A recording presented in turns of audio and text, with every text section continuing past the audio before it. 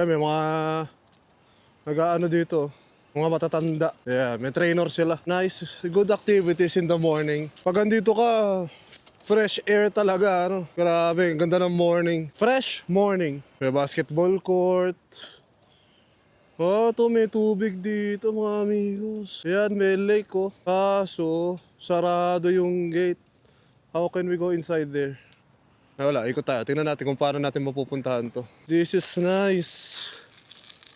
Yan oh, pinasok din niya yung bike niya. Wow. Ganda.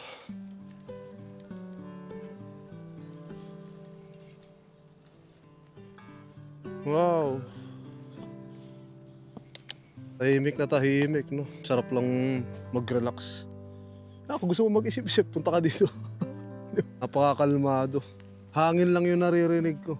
May mga konti lang mga ducks doon. And konti lang yung tao today kasi nga, ganyan yung weather. Pati may mga pasok na eh.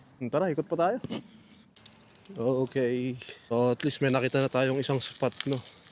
Yung maganda doon. Dito naman tayo, naman meron dito. Uy, ganda rin dito. Parang mas maganda dito. Oo. Parang mas maganda yung view dito. O dahil sa ano? Sa puno. O, diba? Takin na, dediretso ko na yung bike. Kung ayaw promeno, no? Nice. Kaya yung establishment na yun, parang jet eh. Ito, ang ganda ng mga puno. Ay. Mga ducks. Come on. Ganda ng kulay, black tapos yung sa may bikla, puti. Okay. Bye for now. Uy. Papakitang gilas, dumayb po.